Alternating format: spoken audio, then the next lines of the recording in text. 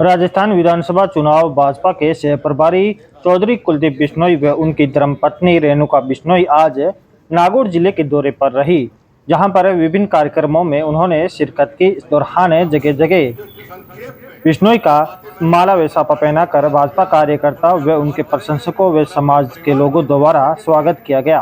पहली बार राजस्थान के सह प्रभारी बनने के बाद नागौर पहुंचे चौधरी कुलदीप सिंह बिश्नोई ने क्या कहा, आप भी सुनिए।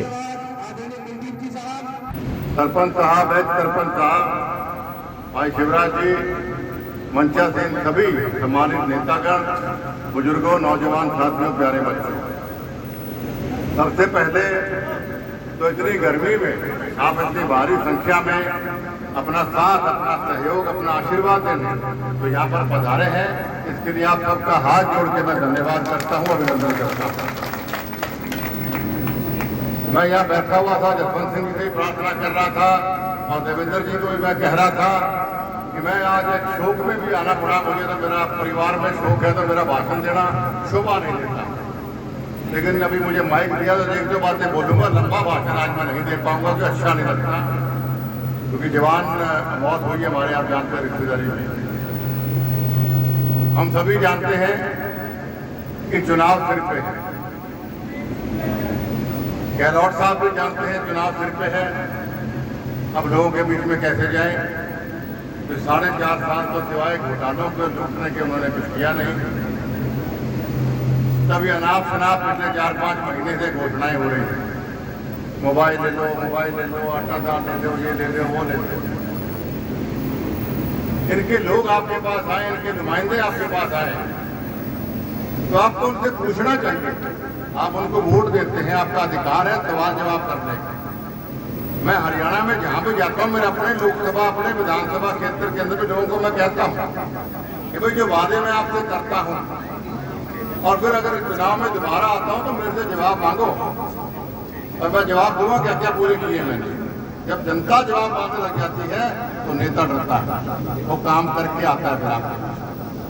तो आपके पास अगर ये कांग्रेस के लोग आए, आप उनसे पूछिए कि 4.5 साल आपने क्या दिया राजस्थान की जनता को। चाहे वो नीट घोटाला था, चाहे वो आरएएस घोटाला दिया, कोई पेपर होते, कोई नौकरी निकल के पेपर पहले लीक हो जाते हैं, वो घोटाले थे। तो क्या घोटालों भ्रष्टाचार की सरकार है? यहां तक कि इनकी सरकार के पूर्व मुख्यमंत्री सचिन पायलट ने भी 45,000 करोड़ की करप्शन के आरोप गहलोत पर लगाए। उनके खुद की पार्टी का आदमी लगा रहा है, ये सोचने वाली बात है तो कितनी बड़ी करप्शन की हो। तो क्या आप दोबारा एक भ्रष्ट सरकार को लेके आना चाहते हैं? तो आप जानते हैं राजस्थान एक अमन पसंद प्रदेश हुआ करता था हमेशा। इन 4.5 सालों में महिलाओं पे कितने प्रताड़न के, बलात्कार के कितने केस बढ़े कि हिंदुस्तान में 1 नंबर में पहुंच गए। दलितों पर यहाँ पर अत्याचार हो रहे हैं, किसान यहाँ का दुखी है, हर वर्ग तक ये सरकार है। अब लोगों का ध्यान हटाने के लिए ये आप लोग उड़ा रहे झुंझुना। तो साथियों, मेरी आपसे प्रार्थना है 4.5 साल याद रखने हैं, वरना दोबारा से गलती कर दी तो फिर 4.5 साल भुगतना पड़ेगा, 6 महीने झुंझुने लेने पड़ेंगे। दूसरी तरफ आपके साथ भारतीय जनता पार्टी, क्या नरेंद्र मोदी जी के मुकाबले का कोई एक भी नेता हिंदुस्तान में किसी पार्टी के पास है? क्या आज से पहले कभी आपने देखा कि कोई देश का, हिंदुस्तान का प्रधानमंत्री किसी देश में गया हो तो उस देश का राष्ट्रपति या प्रधानमंत्री पैरों पे आने लगाता हो? ये सम्मान हिंदू प्रधानमंत्री का तो है ही, ये सम्मान मोदी जी ने हमारे देश को दिला के दिया, जो आज से पहले हमारे को कभी नहीं मिला था। आज हमारा भारत विश्व गुरु बनने के कगार पे है। क्या कभी कोई हिंदुस्तानी सोच सकता था कि हमारा प्रदेश, हमारा देश विश्व गुरु बन सकता है? ये किसकी वजह से? ये मोदी जी की वजह से। तो आने वाले विधानसभा चुनाव में यदि आप चाहते हैं कि हमारा देश और मजबूत बने, आने वाले विधानसभा में यदि आप चाहते हैं कि हमारा प्रदेश और मजबूत बने, तो आपको नरेंद्र मोदी जी के हाथ मजबूत करने पड़ेंगे। इसलिए साथियों, मैं आपको विश्वास दिलाता हूं राजस्थान के साथ मेरा भावनात्मक लगाव।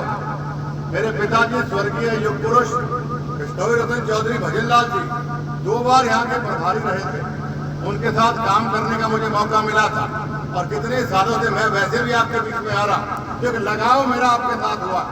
उस लगाव की दुहाई देते मैं आपको कहता हूँ कि जब भी हमारी सरकार बनेगी यहाँ पर, जो हमारे मुख्यमंत्री बनेंगे, उनसे आपकी आवाज बुलंद करने का काम आपका भाई, आपका बेटा आपके लिए करेगा।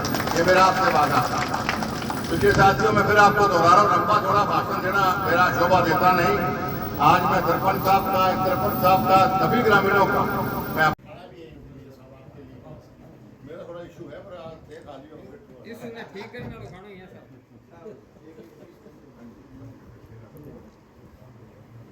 मैं तो सारी बातें थोड़ी होगी मेरी भाई की नीति है हमारी की, जो भी जितनी क्षमता मेरी है या मेरा एक्सपर्टी रही है चुनाव लड़ने की और लड़वाने की, वो तजुर्बे का फ़ायदा मैं पार्टी को पहुँचाने का प्रयास करूँगा। और जो हमारे पारिवारिक लोग 33-37 हल्कों में हैं और हर हल्के के अंदर मैं व्यक्तिगत रूप से जाऊँगा और प्रयास करूँगा कि जो वोट मैं पहले कांग्रेस को दिलवाया करता था, वो वोट सारे के सारे मैं भारतीय जनता पार्टी में ट्रांसफर करूँगा, क्योंकि वो हमारे लोगों के समाज के हित में भी है वो और प्रदेश के हित में। ऐसी बात सामने आ रही सर, क्या राजस्थान की किसी विधानसभा के चुनाव में?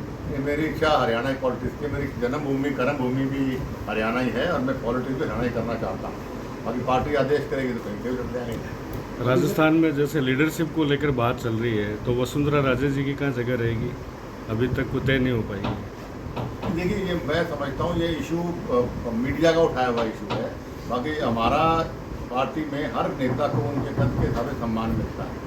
अभी बहुत सी कमेटियाँ आती हैं और कई कमेटियों में कई बार हरियाणा में लिस्ट निकलती, मेरा नाम भी लेट आता है जी, तो वहाँ भी प्रेस विरोधी कुलदीप को साइडलाइन किया या और नेताओं किया। ऐसा बिल्कुल नहीं है। वसुंधरा जी का बहुत बड़ा कद है, उनके कद के हिसाब से उनको सम्मान मिल भी है और आगे और भी मिलेगा। और उनके अलावा भी कई नेता जिनके नाम रह गए हैं, उनको भी आगे हम पूरा सम्मान के हिसाब से आगे जाएंगे। जी।